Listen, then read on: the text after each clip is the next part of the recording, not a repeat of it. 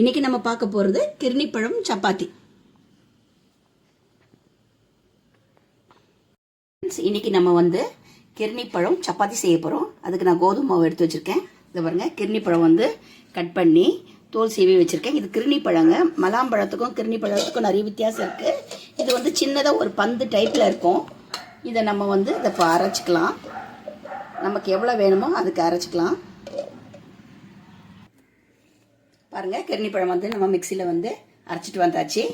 இப்போ வந்து பாருங்கள், மாவில் நம்ம வந்து உப்பு போட்டுக்கலாம். தேவையான இந்த மாவுக்கு ஏற்ற மாதிரி உப்பு போட்டுக்கலாம். இப்போ வந்து நம்ம வந்து தண்ணி ஊற்ற போகிறதில்ல. நம்ம எதுவும் தண்ணி ஊற்றாமல் இப்போ நம்ம பழம் போட்டு நம்ம பழம் அரைச்சிட்டு வந்தோம் இல்லையா, அதை கொட்டி நம்ம பிசைஞ்சிக்கலாம். நம்ம தண்ணியை ஊற்ற போகிறது இல்லைங்க, பழம் மட்டும்தான். ரொம்ப டேஸ்ட்டாக இருக்கும், நல்லா வந்து வாசனையாகவும் இருக்கும். நம்ம சாப்பிடும் போது அதோடைய சுவை வந்து நல்லாவும் இருக்கும், நல்லா வாசனையாகவும் இருக்கும். பிசைச்சிக்கலாம்.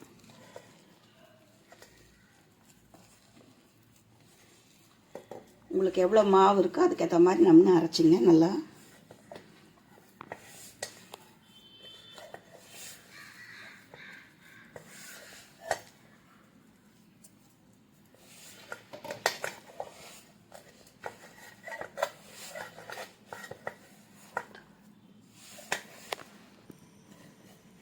இப்போ பாருங்கள், நம்ம பிசைஞ்சாச்சு. இப்போ நம்ம வந்து நம்ம கிச்சன் கல்லிலே நம்ம வந்து டிவைட் பண்ணிக்கலாம். டிவைட் பண்ணிவிட்டு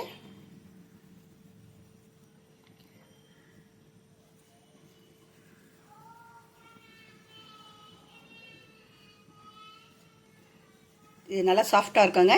நீங்களும் அது மாதிரி ட்ரை பண்ணி பாருங்கள். ரொம்ப நல்லா சாஃப்டாக இருக்கும், நல்லா வாசனையாகவும் இருக்கும்.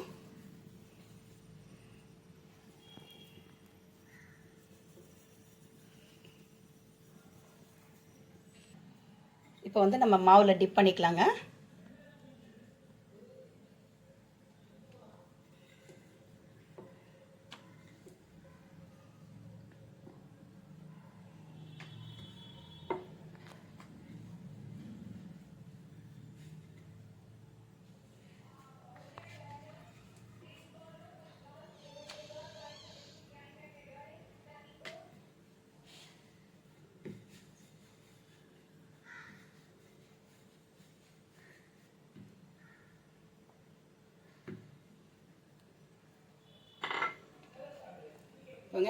கல் வச்சுருக்கேன், கல் சூடாகிட்டு இருக்கேன். நம்ம போட்டுக்கலாம்.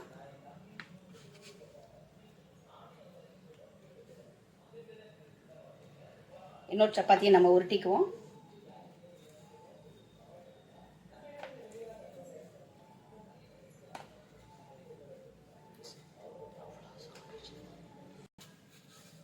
இப்போ நம்ம வந்து ரெண்டு பக்கமும் திருப்பி திருப்பி போட்டுக்கலாம்.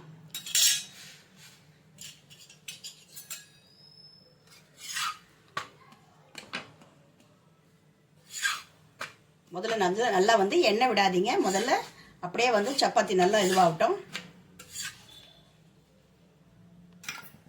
இப்போ நமக்கு வந்து ரெண்டு பக்கமும் நல்லா இதுவாகிடுச்சு. இப்போ நம்ம எண்ணெய் விட்டுக்கலாம். எண்ணெய் விட்டு கொஞ்சம் லைட்டாக தடவிங்க. நெய் பிடிச்சிச்சின்னா நெய் கூட வந்து போட்டுக்கலாம் குழந்தைங்களுக்கு. பாருங்கள், சப்பாத்தி அப்படியே புடுது பாருங்கள். அப்படியே உடஞ்சி போயிடுது, அவ்வளோ சாஃப்டாக இருக்குது.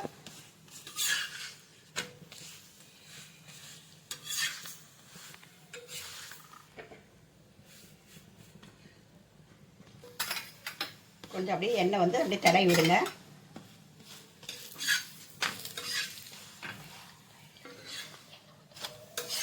டயட்டில் இருந்தீங்கன்னா வந்து நீங்கள் எண்ணெயே ஊற்ற வேணாம், ரொம்ப சாஃப்டாக இருக்குது.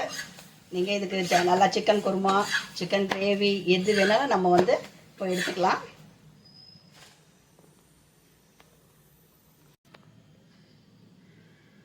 இப்போ பாருங்கப்பா, எல்லாம் நம்ம எடுத்தாச்சு. இப்போ வந்து சூப்பராக இருக்குது, நல்லா வாசனையாகவும் இருக்குது, சாஃப்டாகவும் இருக்குது. நீங்கள் இந்த மாதிரி குழந்தைங்களுக்கு பண்ணி கொடுங்க. நீங்கள் இதில் வந்து ரைத்தா வச்சுக்கலாம், குருமா, நான்வெஜ்னால் நான்வெஜ் வச்சுக்கலாம். இல்லைன்னா நீங்கள் வந்து தயிரும் சுகருமே மிக்ஸ் பண்ணி நீங்கள் சாப்பிட்டாலே பிரமாதமாக இருக்கும். குழந்தைங்களுக்கு வேணுன்னா கொஞ்சம் நெய் ஆட் பண்ணி கொடுங்க, சூப்பராக இருக்கும். நீங்களும் இது மாதிரி ட்ரை பண்ணி பார்த்துட்டு எங்களுக்கு கமெண்ட் தெரிவிங்க. எங்கள் சேனல் உங்களுக்கு பிடிக்குதுன்னா லைக் பண்ணுங்கள், ஷேர் பண்ணுங்கள், கமெண்ட் பண்ணுங்கள், சப்ஸ்கிரைப் பண்ணுங்கள். மறக்காமல் பெல் ஐக்கானை ப்ரெஸ் பண்ணுங்கள்.